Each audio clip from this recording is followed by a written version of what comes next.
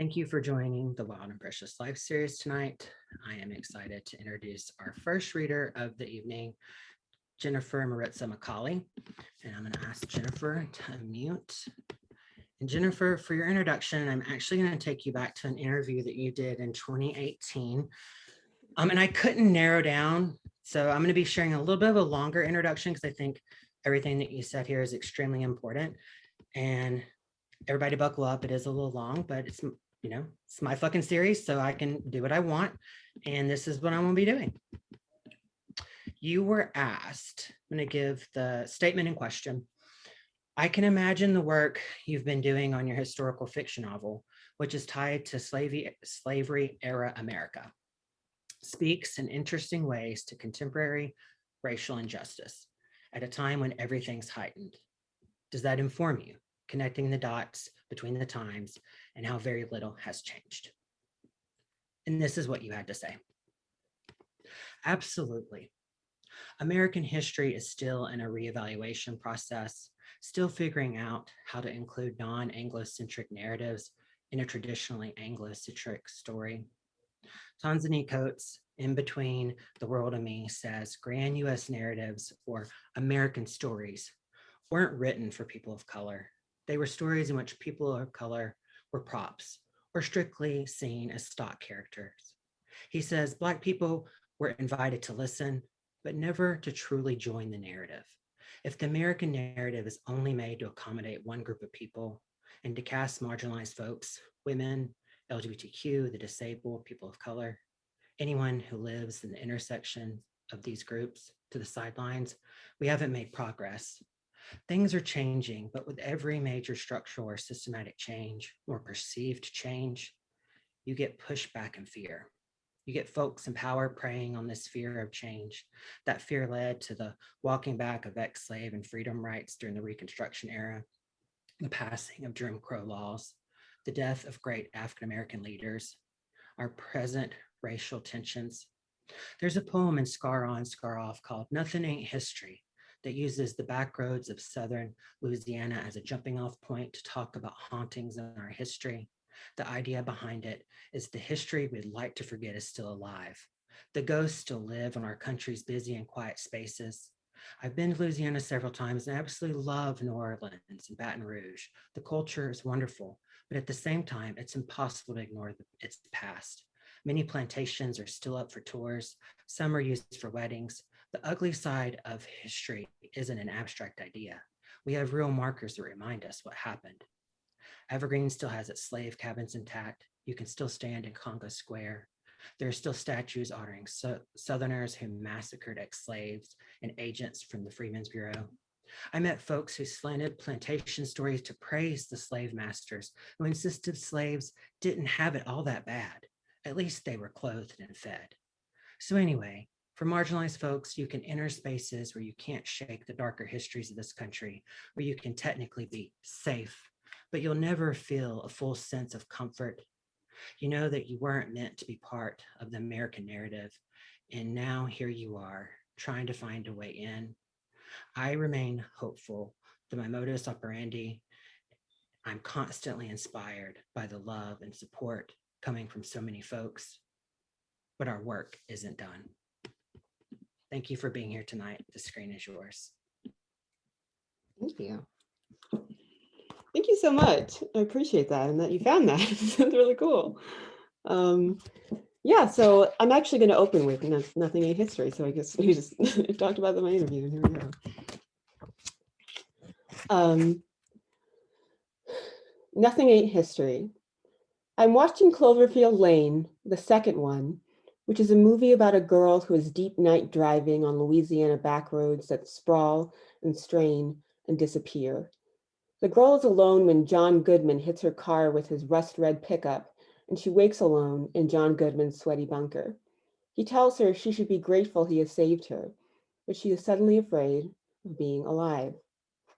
While I watch the movie, I think about the week before when I stopped at a Texaco for gas on similar streets, somewhere on I-10, when a Creole woman told me, "Be careful alone," and she held my gaze long, and I told her, "Yes, yeah, I will." And I love it here, but that last part soured in my mouth because Louisiana's swamp rivers, white sheet skies, and toffee women du monde throb with more history and love than any chilly place I've lived before. Still, I have never driven on roads so hidden in bow blacks, so catacombed with American past. If you saw how dark these lampless streets could be, you'd know how hard it is to only love highways that are flanked by long pillared plantations and Spanish moss hanging fat from live oak, looking like elder beard, like shreds of slave clothes. If you knew how chilling the voice of a white man with a Black Rifles Matter sticker can sound when he sees you gassing your car alone at a Texaco and says, "Hey, where are you going? I'll follow you," for safety. You'd know why that Cloverfield girl was so scared. I'll spoil the movie. The girl doesn't get killed by John Goodman. She did stay in the bunker for a long time. You wonder if she'll ever find a way out, and she does. You think she is free, but she has to fight these shadowy aliens who thrash and claw at her from high sky in prairie rookery. She beats all those aliens, but the movie doesn't stop then. Here is the ending. There is no proper ending. You don't see if the girl survives or not. You just know she is somewhere, driving and running until those southern shadows catch up to her.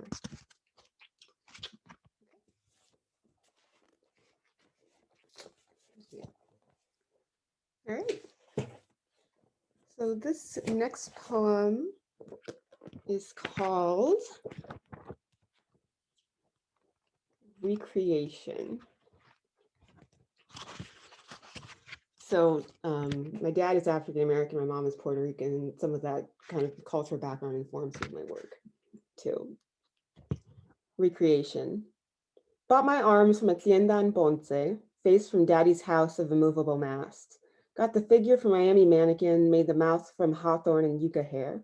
Hawked my knees from some sycamore upriver, snatched the toes from a coal's foot downstream. Caught the walking from a Saturday straggler. Got the float from a seraph riding the 87 Morningside. Breaststroke came from Yemaya when she kicked out, after she kicked off. The baladas grew from mommy, who said, "Oyeme, after you leave me, recreate yourself as you will. Plant, sky, branch, anthem, girl. When you choose your final parts, you better at least keep singing my damn songs." Okay. So I went to Spain for a little bit, and one of the things I thought was really interesting is they had these um, it was like a funeral. It was a not a funeral. What am I trying to say? It was a graveyard. It was a graveyard, but all of the bodies were stacked one after another. And I think that poem kind of inspired this. Lost in Montchinook after losing. When you loved a body and lost it easy, you'll see the damn thing everywhere, in every soft-smiled face or seraph city sculpture. But look, that body lost you too, after its heel spin away. See, what is left is not that body, because that body that mattered is not anywhere, not in clear coffin box, not in loamy earth, not wherever it is now, perhaps alive, forgetting, shunning you. Now that body is your funerary art, ever mattering nowhere, Amathering. It is your trail outside of the mausoleum. That body is not anywhere, and you are left looking. Okay. This next one is called Descansar. Tree frogs titter in the campo. Mirror water shrugs sweet behind Hoyuta's docks. Ocean scrunches the stress and secrets of De las Olas. Waves pinken under sunsets pressing, Flor de Maga's crown snoozing Seba, Ila's wit thick and ancient, stilted casas in Mommy's Pueblo sleep calm. You are here too, you, family and safe spot I carry with me in unrooted spaces. We drink medalla on the porch with full tribe. They see me distracted and say in Spanish, "Why don't you see where we are as real, not imaginary?" I say, tengo que, and I forget descansar when I was looking for it. What's the word? Palabra, palabra, palabra. An easy one. I say sorry to Mommy's Island, everyone. I say my tongue is not your tongue. And they say you forget the word because you don't know how to rest. Tonight, my family sleeps under thin sheets, and I'm watching you rest in Cabo Rojo, as I have for so long. Sly nose half pressed to pillow, after years of losing, your return was slow, not fuego but measure, crest curling before plunge, breeze stroking pleats of home water. When I forget first loves and languages, come to confusion and culture again, real love falls huge and quiet, like the blanket you give me when I tell you my feet are cold in the summer, while the coquise chatter through the walls, singing like mommy did when I was a child. Descansa, descansa, my girl, just rest. Right? Um,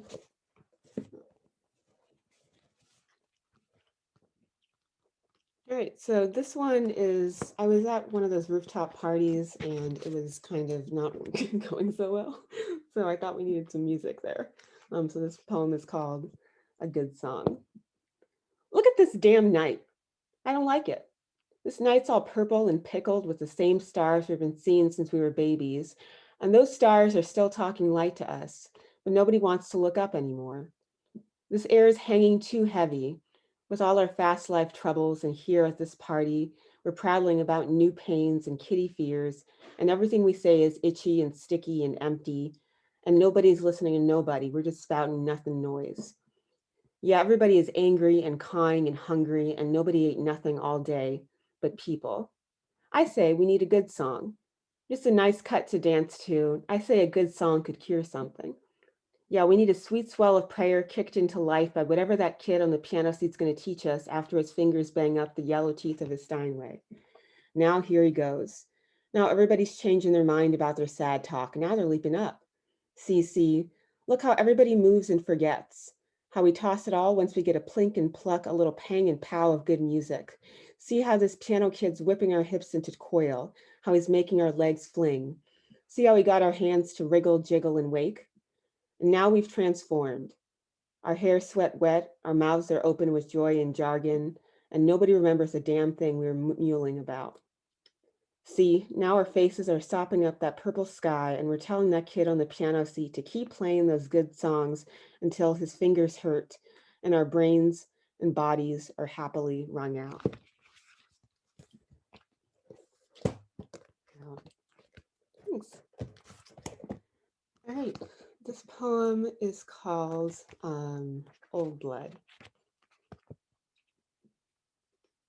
Before they tell us how to look at our kilt brothers' bodies, tell them we already know how to see them.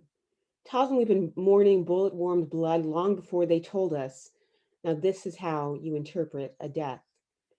Tell them we grew up learning how to dodge, shout, hit, hurt, love, get quiet, bloody move. Tell them we grew up learning how to run. Tell them we've been smearing our brother's dark, wet stuff on our very black cheeks long before those folks were mewling and baby soft. Tell them our blood belongs to all of them too. Tell them to look at our wounds, still hot and wide open. Damn it, just look, look, look.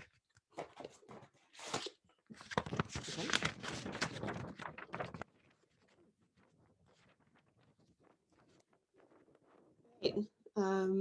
This one's called Because Tigers Won't Change Their Stripes. I don't know what to tell you, bro. Sure, I could water down my nasty, warm up my shivery, could sugar stamp my sour, but I won't. And I won't switch my skin, how it spreads on bones or catches color. This life is always going to be black.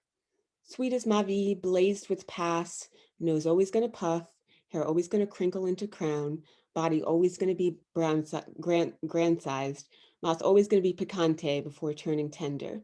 Daddy always going to have said, fight till old roots branch out blooming. Mommy always going to have cried, mucha casera enferma, get out the damn house and move. I don't know what the world will tell me to change today.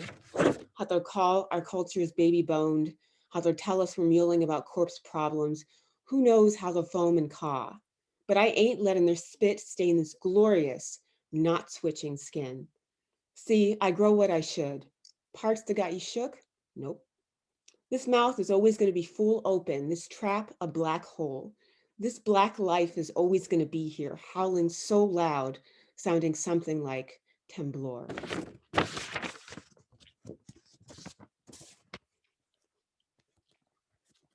Okay, And this is my last one.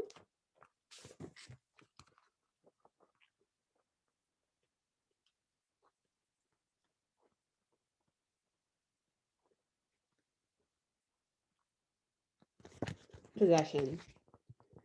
This is my body. Do not push it or smell it or lick it or press your hot nose tip into it. Do not knead it or burn it. Do not chamber or bleed it. Do not stuff it or snatch it away. Do not press your cold Eunice into it. Not yet. Because this is my body, treat it like holy wafer or sacred scroll.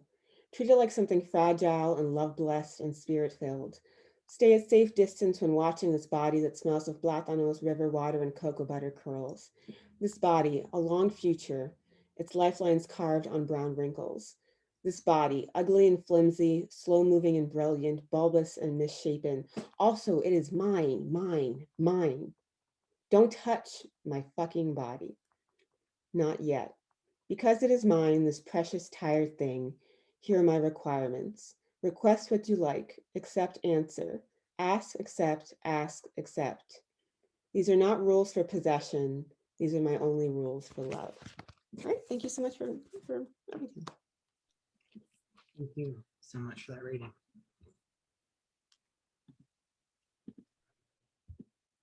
Next up, I'm going to ask Stephen Rains to unmute. Stephen, I'm only taking you back to December. There was an interview that you did with Rumpus, and I wanted to share something that you said in that. So this was the statement in question that were presented to you. We don't, as a society, like to confront our mythology or our history. We have a lot of trouble learning from it. Here you're opening up this door 30 years later. I found it interesting that you brought up Typhoid Mary in two of the poems. I'm thinking of how this all relates to COVID and how we're playing out similar narratives. It's as if our society is an archetype too. Can you speak to this a little bit? And this is what you had to say. We can see examples throughout history of how we talk about the other and how our culture sees the other as a dangerous person. We can think about it beyond illness and focus on Chicago's Great Fire in 1871. We all know the story of Catherine O'Leary and her cow causing the big fire that left 100,000 people homeless. There was such anti-Irish sentiment at the time. It's the foreigner who causes damage. Typhoid Mary, Mary Malone, same situation. We also have Gaëtan Dugas, the French-Canadian flight attendant who Randy Shilts outed as being patient zero in And the Band Played On. Thankfully, Richard McKay wrote a book called Patient Zero, and that inspired a recent documentary. Carl Smith wrote Chicago's Great Fire. I see a quilt for David as part of that lineage of books, questioning how we blame the outsider and examining why it's so easy for people to believe the narrative. Thank you for being here tonight. The screen is yours. Thank you so much. And thank you for pulling that quote out, actually. My book is a story about horrible gay scapegoating that happened in 1991. 9 people came forward and they blamed their then dead dentist for infecting them with HIV, and the media believed them. One of the accusers said she was a virgin. She ended up on the cover of People magazine. And these accusers were, on A Current Affair, Inside Edition, 2020. And this story became fact, not the folklore that it was. And so when I thought of the situation 10 years ago, I thought like, oh, how did that dentist give those patients AIDS? I mean, I grew up with that narrative. And the more I researched it, the more it became clear to me how much AIDS phobia and homophobia saturated the telling of that story, and even the investigating of what really happened in that dental office. And so I went to Florida several times to do research and interview people, and went to courthouses and went through old libraries, and that's this collection of poetry is A Quote for David, and it was published by City Lights, and I'm elated about that. And I'm going to read a few poems from it this evening to you. One thing I want you to know is that since there was so much misinformation in the story, Every detail in the book is a detail that I encountered through research. So there's no like poetic license or like fictionalizing events or situations or even details. I wanted to give the reader as much information. The first poem. 2 years, 10 months, and 29 days from diagnosis to death, David kept practicing, retired at 40 to die. From diagnosis to death, was scared of small town rumors and small town mentality. Retired at 40 to die. He used an alias at doctor's offices hours away from his home. Was scared of small town rumors and small town mentality. David said hiding his diagnosis was lonely and isolating. He used an alias at doctor's office hours away from his home. Kimberly, secretly sexually active, points her finger at David. David said hiding his diagnosis was lonely and isolating. She pointed her finger at him. From diagnosis to death was 2 years, 10 months, and 29 days.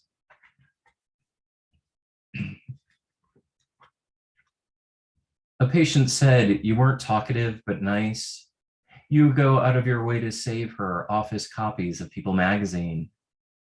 8 months after your death, the weekly magazine's headline was about you."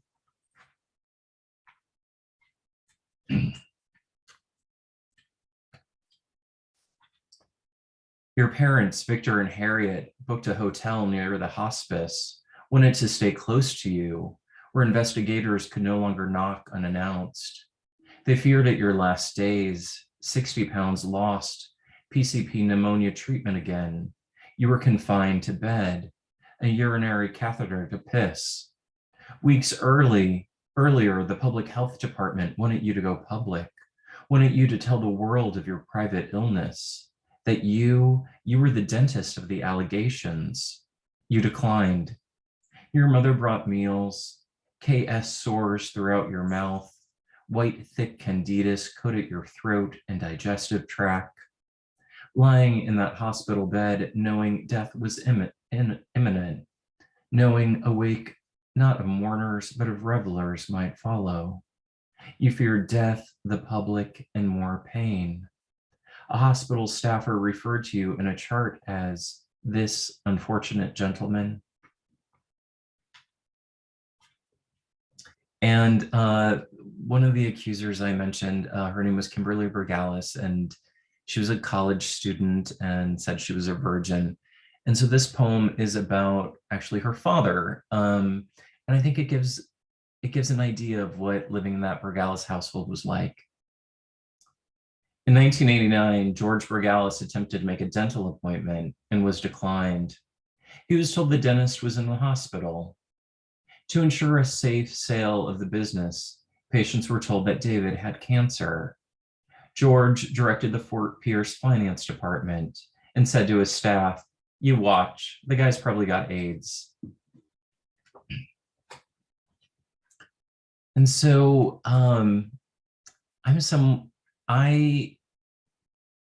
tomorrow is the date of the birth date of one of my best friends who died over 20 years ago. And he's actually the subject of the next collection I'm working on. He had died of AIDS at 44 years old.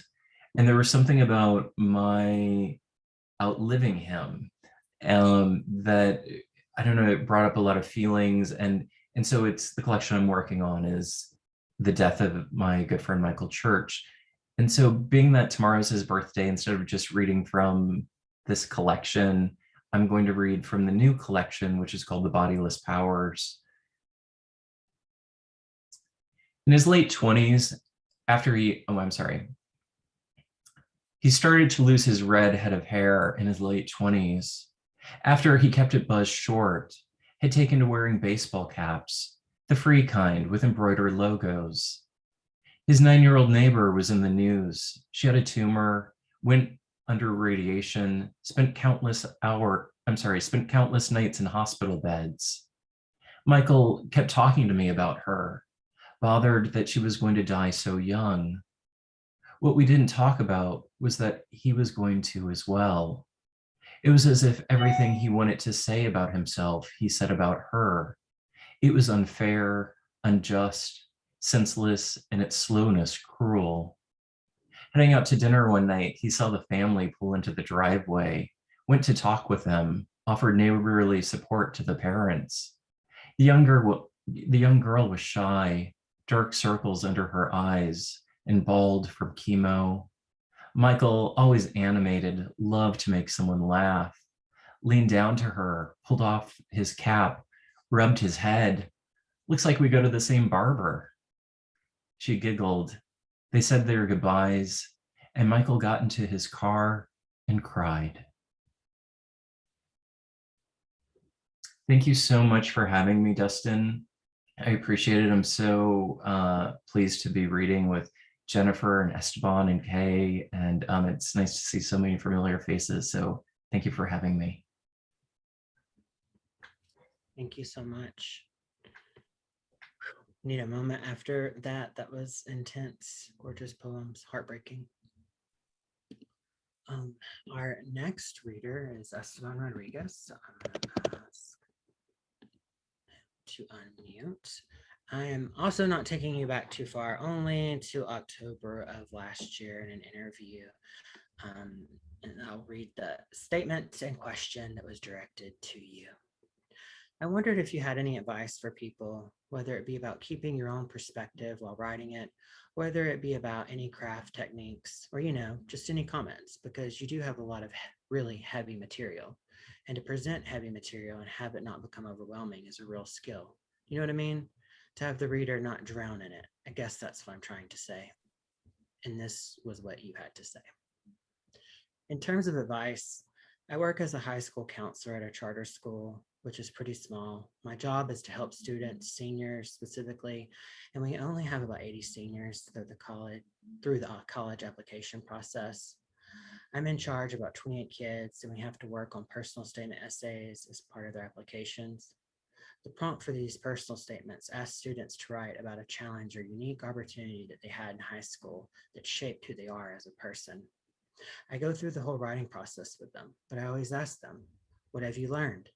What am I supposed to gather as a reader that shows me that you've learned something from this challenge or unique opportunity? And I think that's the best advice I can give.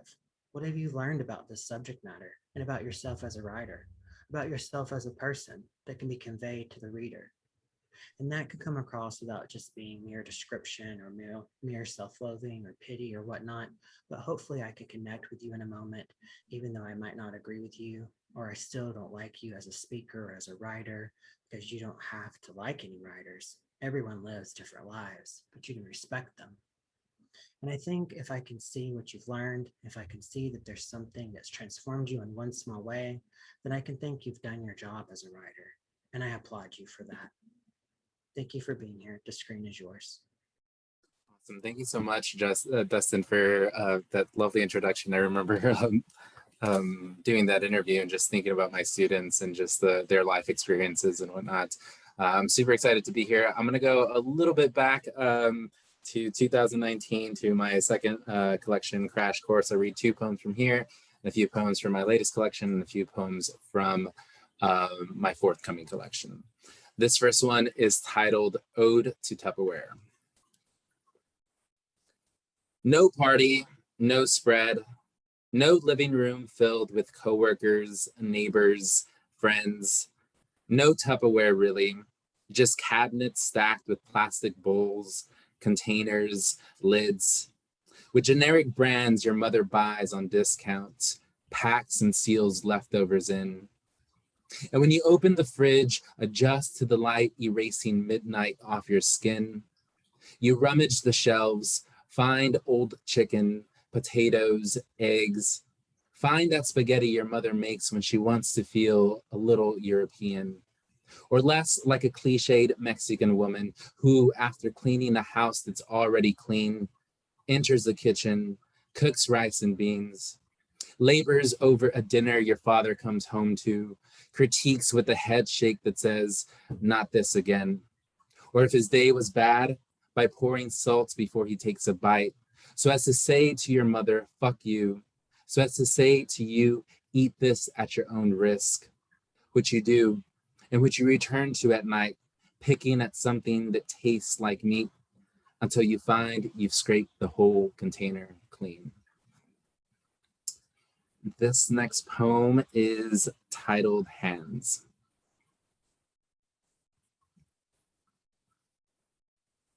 And when he grabbed my arm, pushed me against the wall, I thought of him at work, of the way his spine would bend, contort, invent new geometries, twist and angles I had never felt. I thought of his grip, of the decades of calluses, of how his palms resembled rust or tree bark, or the caliche splayed into a semblance of a road outside our house. And though I knew he had to use gloves, I pictured my father barehanded, moving bricks, rebar, lifting 2x4s and slabs of wood, conditioned to the repetition, weight, and to the pain that came when splinters pierced his skin, or when something fell and he, caught off guard, had to stop it with his hands. The way I felt I had to stop him in the hall, keep him from my mother, bear not just the force of his heavy arms, but his excuse that he was only going to the bathroom and wanted nothing to do with that vieja. Because if he did to her what his hands had done before, I'd later take it as my job to comfort her, to tend to what had swelled and remind her as much as I would myself that there was more than one way for a body to be held.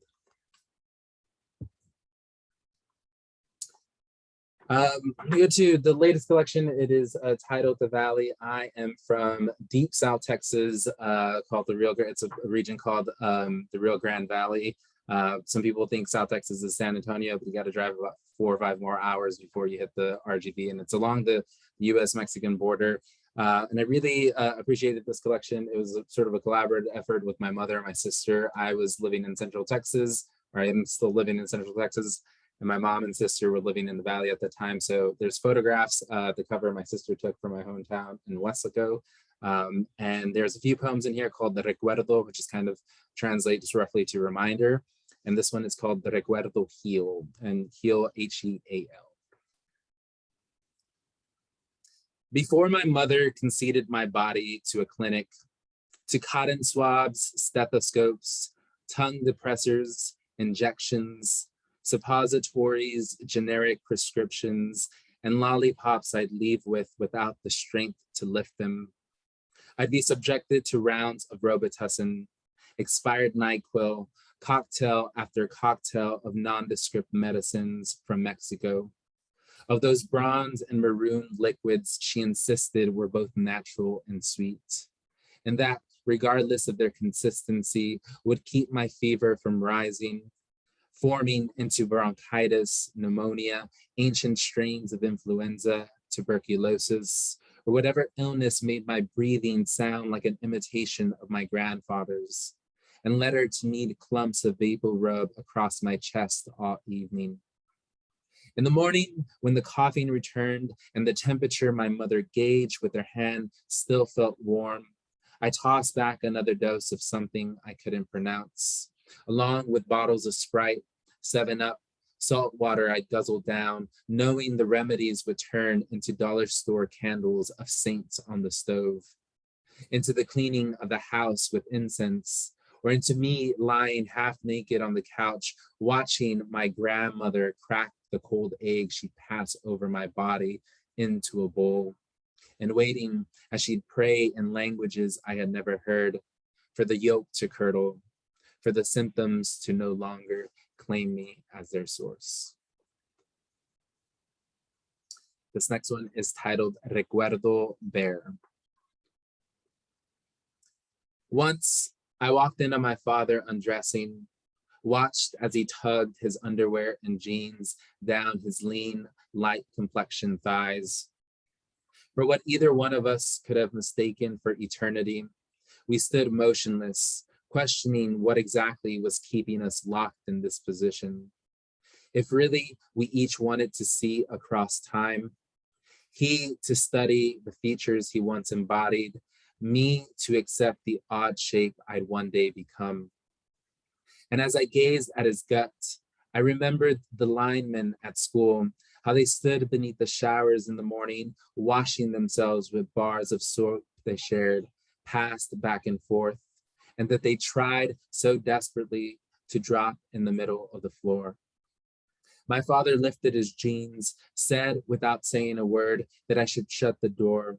And when I did, walked down the hall with the image of a man looking vulnerable, I was thrust back into the locker room, avoiding the upperclassmen who, as they stood around, propped their legs on the bench, were unafraid if their towels slipped, uncovered that part of themselves that if you saw, you acted as best as you could, like you hadn't at all. Which is why that evening, as we sat for dinner, I kept my eyes on my plates and cut the meat my father cooked with a knife I had no idea how to use. And this last one from this collection is titled Reguerdo, Elegy for My Mother's Nightgown. From a distance, it shined like silk or satin, confident in its purpose, length, and the way it molded to my mother's body, made no excuses for her stomach, waist, or for the years when the flesh behind her arms began to sag, stretching the sleeves till they unstitched the most delicate sections of thread. Still, it never gave in, and when the extra pounds disappeared and every part of her that was once round lost its shape, she continued to move in it as if it wouldn't slip, wouldn't bare her breast when she kissed my forehead and tucked me in. On nights when I caught a glimpse, lost momentarily in that stretch-marked abyss, and the image of my mother buried in that white, frayed, and wrinkled fabric played again, I pictured her as a mannequin and placed her in the mall, where she stood with her hands on her hips, watching a flow of women approach the store window, gaze up and wonder if that black see-through garment she wore deserved to be felt on their skin. Read you all a few more poems. These come from my forthcoming collection, Ordinary Bodies from WordWest Press. And this first one is titled Smuggle. At some point, your parents must have felt like you feel now, confined, claustrophobic, unsure if riding in a trunk was a good idea after all. Although from what you think you know, they were not in some friend's car, but rather packed in the back of a cargo truck with 50 other women and men, all sweating, fatigued, unaware how much longer they'd have to bear the dark, or of what would happen if they were caught, which for you is nothing but in-school suspension, than a reflection of why you wanted to go to the beach so bad.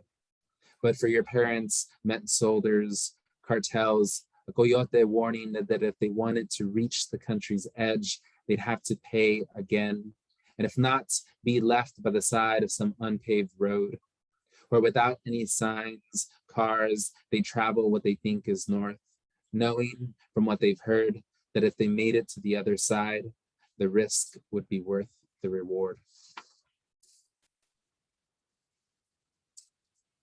Displacement. From the frontage road, I spot the cardboard tents, the overstuffed suitcases layered with years of dust and neglect. And as I drive past the scene beneath the bridge, I wonder to what extent my parents once lived like this. If when they decided to join the exodus, they filled every inch of their backpacks with clothes, aware that as they trekked across half of Mexico, what they had was all they had, and they'd have no choice but to reuse the sweaty shirts, pants, the underwear I'm sure my father turned inside out, the bras my mother at nights in the back of some truck tried to forget about, as if forgetting would erase the stench or would ease the terrain her body felt. There were socks that quickly tore, shoes that ripped, lost their grip, and there must have been, as I imagine my parents trudging a dry and rugged land, rags they wiped their foreheads with, expecting this time around that when they cleaned the sweat, the river rising in front of them wasn't a mirage. Dustin, I really want to thank you so much. I want to thank Jennifer, Stephen, thank you all. I'm super excited to be here. And I love your readings and I can't wait to hopefully one day meet you all in person. But this last one is titled Stench. When the stench grows, I bury my head between my bicep and shoulder, pretend that my nose has an itch, and that if I happen to take a whiff of my armpits, it is only by accident. But oh, how I know nothing about this is an accident. How after morning practice, I skip the shower, put on layers of deodorant, douse myself in body spray, hoping that the hours in which I sacrifice my body will be erased. And I won't smell like my father, who, home from a half-day shift, plops on the couch reeking of wet cement, or sometimes of wood, rebar, sawdust, and nails, or sometimes of the river from which he emerged decades ago. And though I know nothing of the river or of how it smells, I imagine that it clings to flesh for years, and that what I'm smelling when he walks through the door is the memory of his crossing, the struggle to stay afloat, to move arm in front of arm again and again, so that when he reaches the bank, nearly defeated and soaked, he can lay down, rest, and hail the fresh air on this side of Earth. Thank you all so much. Thank you so much for that reading. Looking forward to that new collection coming out. You're prolific too. This is what, six books? You have quite a number, yeah. So next week, I want to give a plug before we introduce our final reader. We'll have everybody's attention. We do have another reading next week, and the feature readers are Mary Bittinger, Joan Kwan Glass, and Julie Westhill. And then also, there's a really big announcement being made. I can't say anything yet, but Julie, is it big? You think people are going to like it? It is huge. Yes. And we've been sitting on this secret for like over a year. So I am dying to tell everybody. A year and a month, but who? A year and a month, yes. A year and a month. Who has been counting down the days? Not So us. if you're a poet, even if you're not, but if you're a poet, you will be particularly interested in this announcement. We have a little fun thing planned for the evening, which is why we only have 3 featured readers. So I do hope that you can tune in. We will actually be kicking off the reading with that announcement, and then you're going to be pumped up and really cheering on the poets after that announcement. So, and I'm excited to share it with Julie. Absolutely. Same. So our final and fabulous reader of the evening is Kai Coggin. And first, I just have to say thank you to Kai for being the literary citizen that she is, hosting Wednesday night poetry, doing it week over week. I don't know if people realize how much work that Kai puts into that with those videos. As somebody who has edited nowhere as near as many videos, I just have one, and sometimes I have to edit and I want to just cry. The amount of work and love that she puts into it has to be recognized. So actually what I'm going to do, since everybody's behaved, for her work on Wednesday night poetry, I'm going to ask everybody to unmute if we can give Kai a round of applause, and then I'll do her interview. Sorry. Yeah, I'm interviewing you, Kai. Surprise. Oh, crap. Oh, Thank you. Okay, I'm going to ask. I got an audience clapping. Oh my gosh. So different. Thanks, Get back to everyone. the silence. You'll hear that. So, Clapping. What is this clapping sound? right.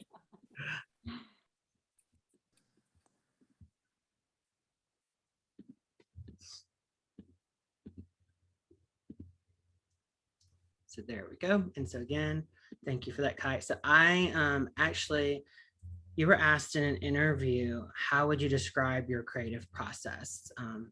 And I would sort of say your answer is like a pre and post in a way. And so I'm focusing on sort of the end answer of how your writing, that creative process has changed as of late. because I liked what you had to say, and I think it's very important what you're doing. Lately, though, I've emerged as a warrior poet. In the last few years after the 2016 election, things are just too volatile. Too much daily travesty to digest, too much innocence robbed, and too much light snuffed out by greed and evil. My peaceful morning respite into poetry has become a fiery necessity to eliminate the injustices that are unfolding daily in the world, to call out the violators of goodness. My creative process flows the battle now. My poet warrior cry rises almost daily to fight with my words, whether it's on a Facebook post, on a mic, in a classroom, in a poem. Inside, I'm writing the poem of myself and how I can stand as light in the unfolding of darkness and chaos of our times. That is my purpose, my church, my coming to self, my reflection and meditation and searching to be light, to be incandescent. Thank you so much for being here. The screen is yours. Thank you so much, Dustin, for finding those words and for everything that you do for the Wild and Precious Life series. Thank you, Jennifer and Stephen and Esteban. It's been an honor just to share this space with you tonight. I'm going to read poems from my new book, Mining for Stardust. It came out November 11th, 2021 with Flower Song Press. And this book is a pandemic book. The first poem in this book was written on the first day of the lockdown. And it was because of Wednesday night poetry that I was writing a new poem every week. So I sort of found myself chronicling the chaos, the grief, the destruction that was the year 2020. And so I'm just going to go ahead and start. This poem is called Lazarus. It's Palm Sunday, a movable feast that has been moved inside, minus the palms, minus the hands, minus the peace. And I speak only in these fragmented psalms, but my palms ache to touch you. Bring my fingers to bless your cheekbones, sweep your eyes with supple thumbs, cradle your neck and pull you into me, our passion play. I lay myself down at your holy feet, bend my fronds under your weight, Lazarus me with your kiss. The lines of my hands shape words into worlds that want to blend with yours. Fortune tell a sense of longing and loss, and we are islands of want. Around the world, palms are empty, in waiting, in desperation, in quiet prayered plea. We scrub and we scrub and we scrub, soaping the hope that we will not become casualty. And lately, this theme pervades all of my poetry, these hours, days, weeks, months in solitary. This next poem is about washing my hands. And I'm going to read this because Joan Kwan Glass is in the audience. And shout out and big love to Joan. I'm really excited for her 4 new books that are coming out this year. 4 new books that are coming out this year. And she calls me Koi Kai, and that's from this poem. So this is, I'm going to read this just for you, Joan. Today I washed my hands in a mucky koi pond. Today I washed my hands in a mucky koi pond, and I have never felt more clean. I did not scrub or scald my palms and wrists and fingers. No song lingered in my head telling me when to quit scrubbing. No bubbles and suds, only silt and mud, and the water was fucking freezing.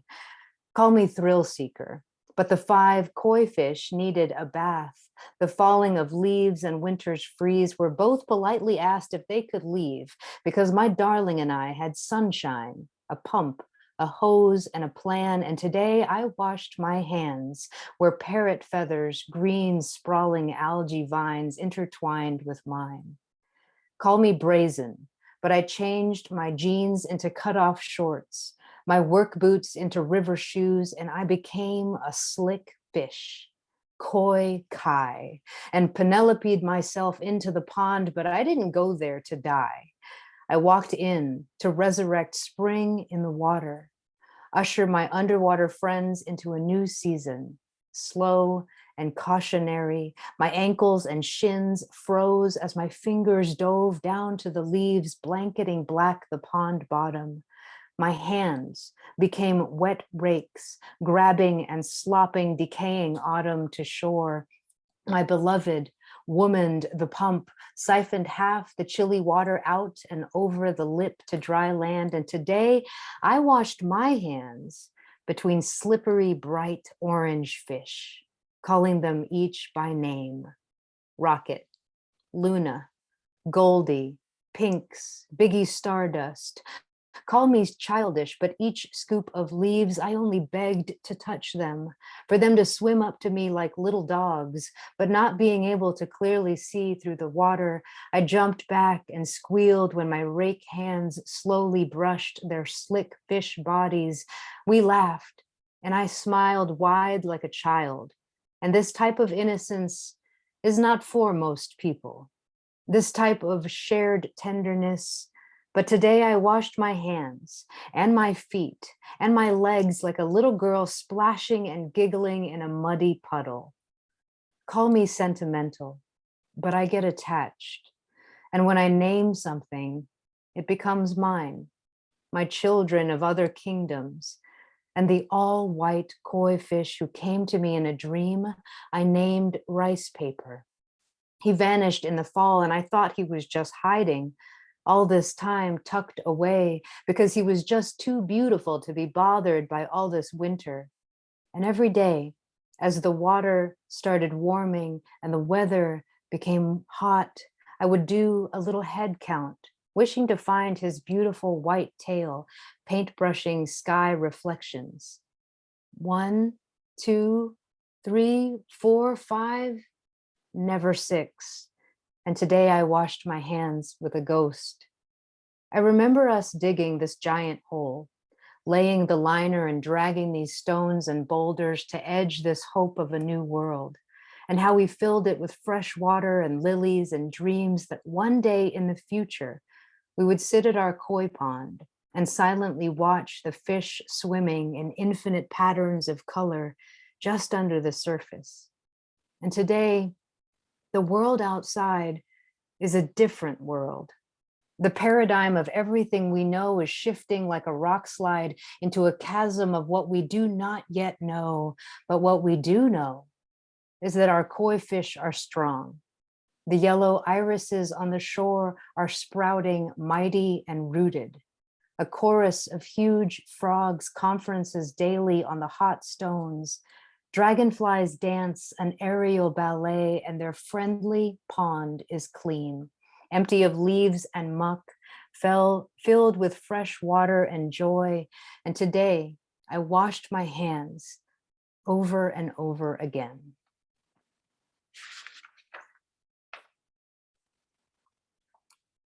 So I kind of, it was a microcosm, macrocosm thing that I got to experience while writing about the pandemic, but living where I live in Hot Springs National Park in nature, in a forest. The next poem is going to be in the garden. I did a lot of gardening, my wife and I. This is called Tendrils. I seem to be finding all my poems in the garden. This isolation from people has me speaking in the language of leaves and leaving. This morning, I find my poem in the raveling snow peas, twisted up in their reaching, their climb and striving up the guiding trellis, all tendrils and swirl, all growing and beauty unfurling more and more each moment, the way I reach for you more and more each moment, all wanting and ache unfurling, the way my gentle tendrils reach and ravel into the space between us. What stitches us together? It starts with an epigraph. There's a real beauty in that. The fabric we were going to use for people who died is now going to be used for people, hopefully, to live.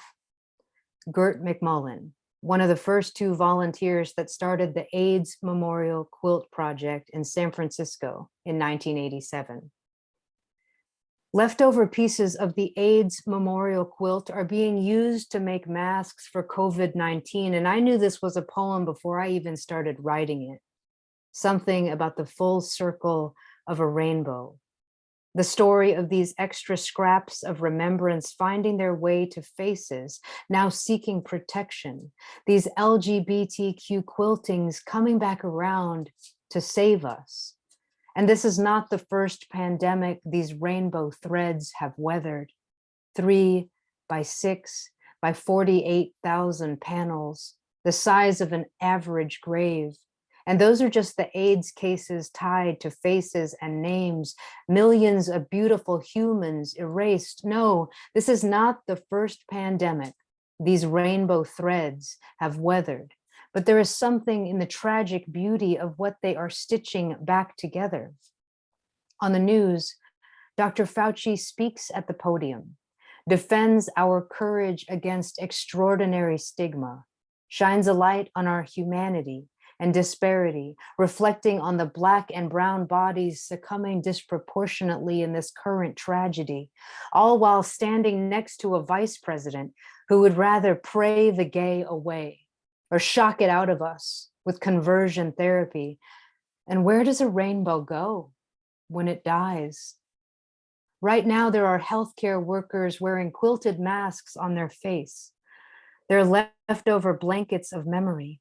These precious swaths of color are being given a new purpose in this unfolding. The pieces of rainbows color everything golden. Maybe this gesture can stitch our country back together. Maybe seeing each other's humility and fragility can stitch our country back together. If any of my colors could help you, I'd offer part of my rainbow just to see you through.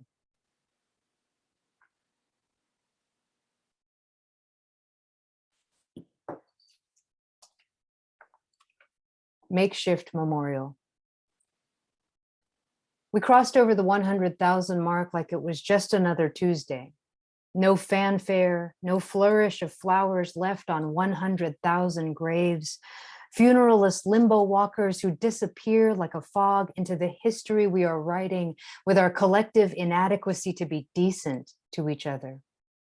A memorial is an object which serves as a focus for the memory or commemoration of something, usually an influential deceased person or a historical tragic event. Wikipedia. From behind a mask on Memorial Day, I whisper 100,000 names because something should be done to remember the living as they slip away. The uptick in numbers that were never just numbers, but bodies full of breath, full of breath, full of breath, knees and arms, ankles and bellies, cheeks that dimpled at smiles, gaps in her teeth, snores when she sleeps, feet that once learned how to tango, earlobes once kissed in moonlight, curls of hair, silkened to white, his aching back that worked so hard in the field, her childbearing hips, leaving children behind, hands and hands and hands that reach for mine in my mind. Not just numbers, but human beings, reduced, reduced, reduced until the only common denominator is how quickly they are forgotten in this pandemic pandemonium. I can't sit with that. No, not today. On Memorial Day, we remember those who fought for our country and died, but half of the country forgot those fighting in ICU beds just to stay alive. The collective death toll of our last 4 wars, and half of the country, they just don't want to quarantine anymore. 100,000 dead, while America throws pool parties, beaches and boardwalks swarm with shoulder-to-shoulder crowds who dismiss the safety of the future for the party of now. Because this is America, land of the free, and don't tread on me, and nobody's going to tell me to wear a mask or get a vaccine. And all of those soldiers who died in all of those wars, I guess America can tell them it's just too much to ask, to protect one another and help slow the spread. So happy Memorial Day, America. 100,000 of us are dead. A mass grave of indifference. Red-capped rebels drinking their bleach cocktails. And they are here, banging on the door of my reverence to the lost, waving their AR-15s at the Capitol steps of this poem. And I breathe them out. I breathe them out. I breathe them out. I build a makeshift memorial in my heart for the lives that we have lost. Photos and teddy bears and scraps of poems. I light 100,000 candles in the pit of my rib cage so that when I speak, only the light of them releases into the dark night of this country. I dance with their 100,000 ghosts. I lay their flowers at all of their perfect feet. In the language of heart, I already know all of their favorite flowers, and I lay a bright "She Loves Me" petal on each of their lips so they can breathe easy, the ethers of beauty, while they rise into becoming anew. We have to give them that grace, even just a thought, a well wish into the stars. We have to give them that grace. Tomorrow in America, a news story named George Floyd will take our focus, will move us into fury or collapse us into numbness. But today, I am a makeshift memorial, a mouth full of epitaphs, a funeral pyre burning the sound of 100,000 names into the history of a country too quick to forget. So the next day, it was all George Floyd. It was a knee on his neck. It was police brutality. It was the summer of protests. Then we went into the US presidential election, and I wrote us through that. I read a poem every week at Wednesday night poetry that was right now, that was current, that was 2020.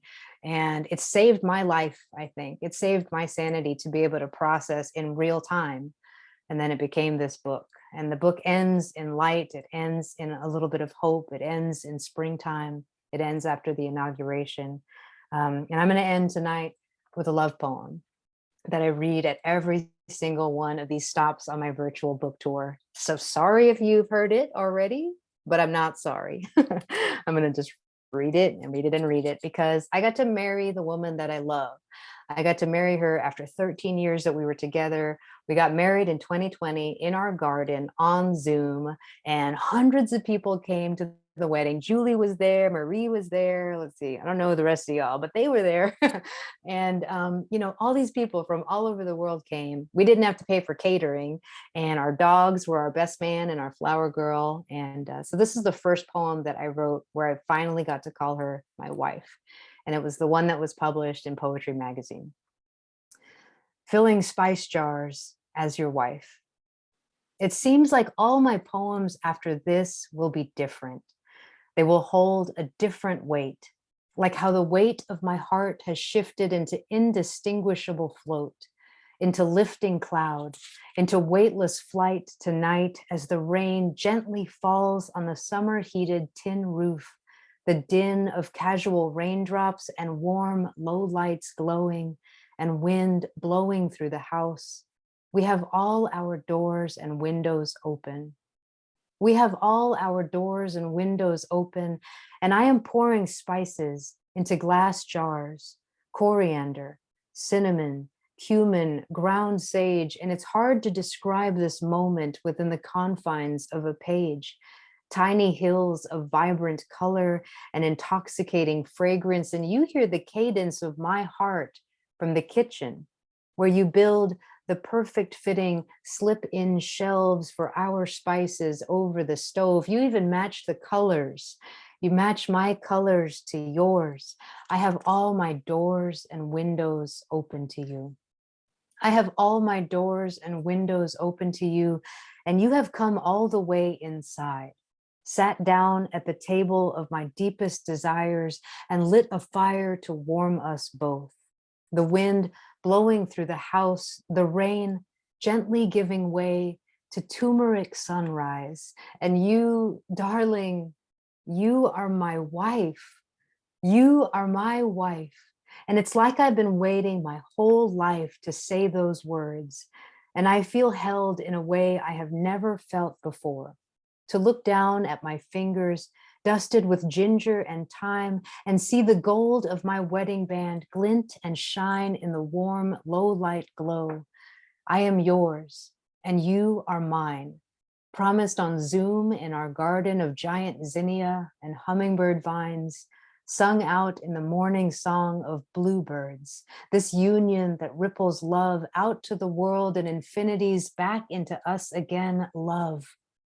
In the fine powder of these spices, ground up essence of oregano and basil, I see our love in every atom suddenly, and every cell in me finally exhales. And perhaps that is the wind. Perhaps that is the wind blowing through the house, this release of eternal searching and finding you there, calling me your forever, naming me your always, to have and to hold. Till death do we part and start all over again, looking only for each other's hearts, taking my life in your hands eternal, marrying me to the heavens, latching me to the star trail of your white dress in this orbital dance, this lift and spin, this knowing from within that all of my poems after this will be different because you are my wife. Thank you so much, everybody. Stay safe out there. Thank you, Dustin. Thank you, Julie, fellow readers. It's been an honor. Keep chasing those stars. They're still there. Thank you so much for that reading. I love that love poem. I do too. So everybody, if you enjoyed tonight, there is an easy way to support the series, and nope, it's just sharing a link. See, it really is that easy. So that's the link. It's a durable link. Tweet it, put it on your Facebook. Follow the Wild and Precious Life on Twitter, Instagram, and retweet and repost on Instagram. It truly helps to spread the word. And we hope to see you next week. Again, we have 3 great featured readers. And again, it's a super cool announcement next week. Like, it's really fucking cool. Trust me. I'm not shitting you. You're going to believe me. Like, you're gonna be like, man, damn, he was right. So hope you can tune in live next week, and be safe, everyone. Wear a mask.